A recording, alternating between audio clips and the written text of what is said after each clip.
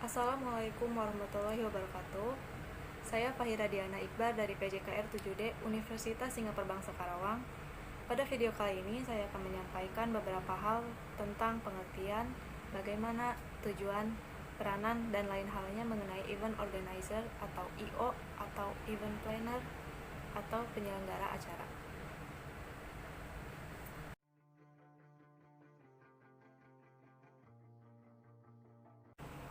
Di zaman sekarang, bisnis I.O. memiliki banyak peluang proyek dan banyak peminatnya, baik sebagai penyedia jasa maupun sebagai klien yang membutuhkan.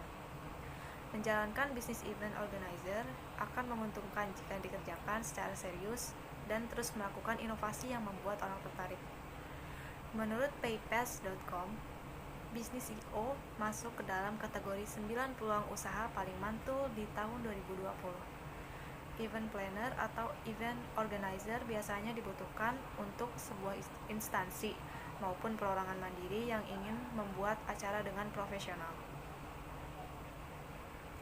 Event organizer adalah istilah untuk penyedia jasa profesional, penyelenggara acara yang secara sah ditunjuk oleh kliennya guna mengorganisasikan seluruh rangkaian acara mulai dari perencanaan, persiapan, eksekusi hingga evaluasi dalam rangka membantu mewujudkan tujuan yang diharapkan klien dalam membuat acara. Pada dasarnya, tugas dari I.O. adalah membantu kliennya untuk dapat menyelenggarakan acara yang diinginkan. Bisa jadi hal ini karena keterbatasan sumber daya atau waktu yang dimiliki klien. Namun penggunaan jasa I.O. juga dimungkinkan dengan alasan agar penyelenggaraannya lebih profesional sehingga hasilnya lebih bagus juga daripada bila dikerjakan sendiri.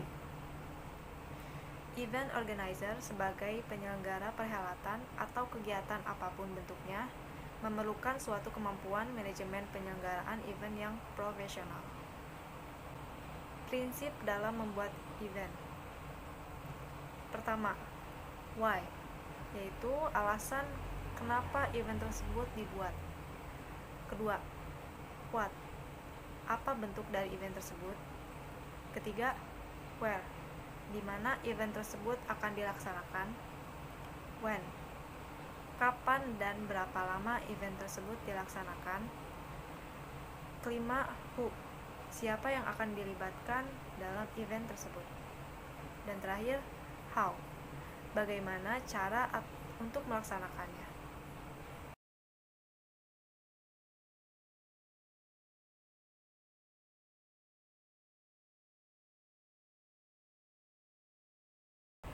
Peran dan tanggung jawab event organizer: membantu klien untuk menyelenggarakan acara yang diinginkan dan sesuai dengan anggarannya. Yang kedua, mengajukan konsep-konsep yang menarik kepada klien, memberikan usul dan saran mengenai vendor untuk acara kepada klien, mengorganisir acara secara keseluruhan dalam berbagai aspek dan kebutuhan, lalu melakukan koordinasi dengan seluruh vendor yang terlibat dalam acara, mengatur jadwal, technical meeting, dan gladi bersih, menyusun rundown secara keseluruhan dan menentukan job, deskripsi masing-masing antara orang di tim untuk mengatur jalan acara, dan melakukan evaluasi jalannya acara untuk meningkatkan pelayanan kepada klien. Proses tahapan pembuatan event: mencari konsep yang kreatif, menuangkan konsep dalam suatu rancangan tertulis, membentuk tim untuk event yang akan diselenggarakan, membicarakan konsep dengan tim dan membuat skema aturan mainnya, kemudian menyusunnya dalam bentuk proposal, lalu menentukan pihak-pihak yang akan terlibat dalam event tersebut dan membuat daftar tujuan proposal, menyebarluaskan proposal dengan cara yang tepat, melakukan follow up terhadap proposal dan memberikan batas waktu kepada calon sponsor, menghubungi seluruh supplier, pengisi acara, reconfirm, venue, dan seluruh atribut pendukung lainnya, seperti perizinan, keamanan, dan lainnya, melakukan kontrak kepada semua pihak, melakukan technical meeting dengan seluruh pengisi atau pendukung acara, jika diperlukan, melakukan konferensi pers, melakukan publikasi, merekrut sesuai dengan kebutuhan, siap melakukan loading, dan akhirnya eksekusi. Jenis-jenis event organizer. Dilihat dari jenis acara yang diadakan, I.O. dapat dikategorikan menjadi yang pertama, One Stop Service Agency, yaitu I.O. besar yang mampu menyelenggarakan berbagai jenis acara hingga skala internasional sekalipun. Yang kedua, MICE, kependekan dari Meeting, Incentive, Convention, Exhibition, yaitu I.O. yang khusus bergerak di bidang penyelenggaraan acara berbentuk pertemuan. Yang ketiga, Brand Activation, yaitu I.O. yang secara spesifik membantu kliennya untuk mempromosikan dalam rangka peningkatan penjualan, peningkatan pengenalan merek di kalangan konsumen dengan berinteraksi langsung ke target marketnya. Selanjutnya adalah musik dan hiburan, I.O. yang memiliki spesialisasi di bidang hiburan terutama musik. Lalu penyelenggara pernikahan atau wedding organizer, I.O. yang mengkhususkan diri membantu klien mengadakan pesta pernikahan. Selanjutnya, penyelenggaraan ulang tahun, yaitu I.O. yang ahli membuat pesta ulang tahun, biasanya digunakan untuk anak-anak. Lalu ada penyelenggara pribadi, yaitu I.O. yang khusus bergerak untuk penyelenggaraan pesta pribadi, terutama bagi kalangan orang menengah ke atas. Selanjutnya adalah komunitas Event Organizer Indonesia, yaitu media promosi event untuk event dan berbagai macam acara lainnya. Tips atau cara merencanakan dan mengeksekusi event yang baik dan terarah. Pertama, membuat tema atau konsep acara yang jelas. Faktor utama yang menjadi pertimbangan diadakannya sebuah acara yaitu konsep atau tema acara yang jelas. Tema acara adalah faktor utama yang mengawali tahapan perencanaan selanjutnya. Bagaimana menentukan konsep event yang bagus? Konsep event yang baik adalah yang mampu memberikan hal-hal baru yang menarik bagi khalayak. Untuk menyusun konsep acara, pihak penyelenggara melakukan diskusi atau brainstorming di antara anggotanya. Salah satu faktor yang mempengaruhi konsep acara yaitu target audiens yang dituju. Dengan kata lain, siapakah orang yang diharapkan akan mendatangi acara yang akan diselenggarakan? Kedua, merencanakan anggaran. Setelah tema acara ditentukan, maka tahap selanjutnya yaitu merencanakan anggaran. Penyelenggaraan sebuah event tentu membutuhkan biaya yang enggak sedikit. Buatlah daftar peralatan secara detail dan lengkap yang dibutuhkan untuk menunjang operasional acara. Ketiga, susun timeline yang matang. Kesuksesan sebuah event sangat tergantung pada perencanaan yang matang. Salah satu cara yang bisa dilakukan untuk membuat rencana event yaitu menyusun timeline. Timeline ini sangat diperlukan untuk mengetahui progres pelaksanaan dan sebagai alat monitor untuk memastikan bahwa segala sesuatunya telah dikerjakan dengan baik. Yang keempat, buat rundown acara yang terencana. Rundown merupakan jadwal atau rangkaian kegiatan saat berlangsungnya event pada hari H.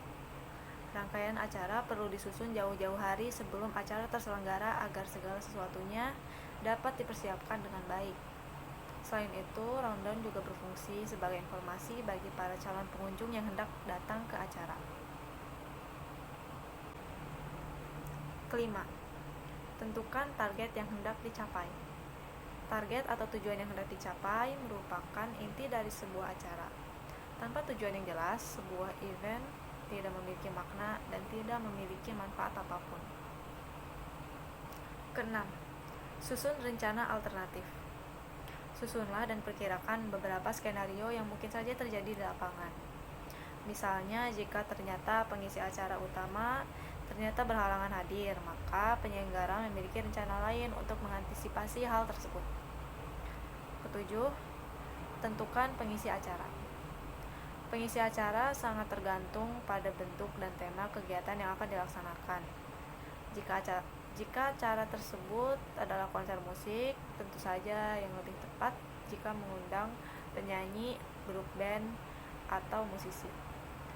Lain halnya jika acara yang akan dilaksanakan adalah talk show atau seminar.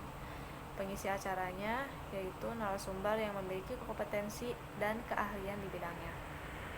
Selain pengisi acara, perlu diperhatikan juga siapa MC, host, atau moderator yang akan memandu jalannya kegiatan. 8. Kerjasama dengan vendor terpercaya. Vendor adalah badan usaha penyedia bahan produksi atau material yang berfungsi memenuhi kebutuhan event organizer.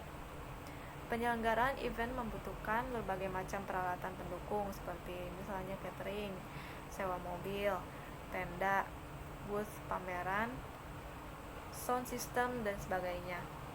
Tentu saja semua perlengkapan itu tidak bisa dipenuhi sendiri dan membutuhkan kerja sama dengan pihak lain sebagai vendor. 9. Selesaikan masalah perizinan. Perizinan merupakan bentuk legalisasi bahwa acara yang diselenggarakan sesuai koridor hukum dan sebagai cara untuk mengantisipasi hal-hal yang tidak diinginkan. Selain itu, dengan perizinan yang jelas, event dapat terselenggara dengan aman dan setiap pengunjung yang hadir, peserta maupun pihak penyelenggara mendapatkan perlindungan dari aparat hukum. 10. Pembagian tugas yang jelas.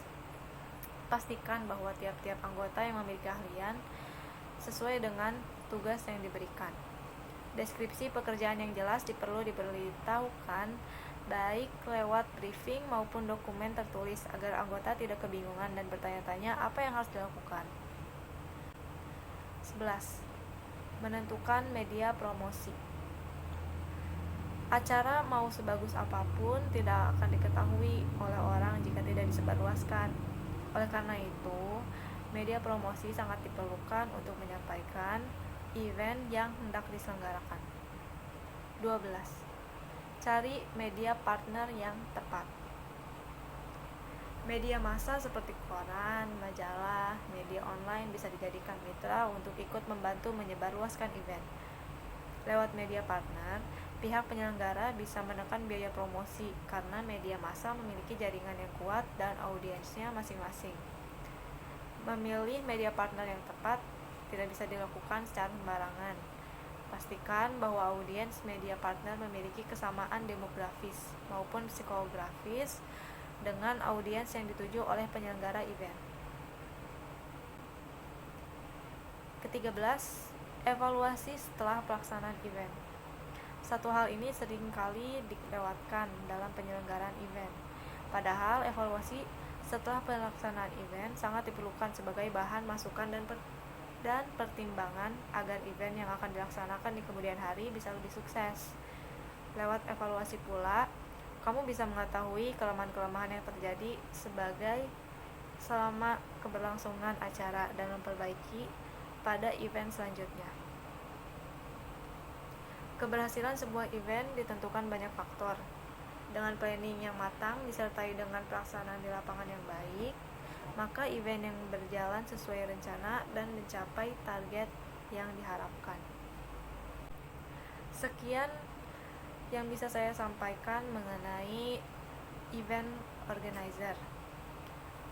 Selebihnya mohon dimaafkan bila ada kekurangan. Terima kasih. Wassalamualaikum warahmatullahi wabarakatuh.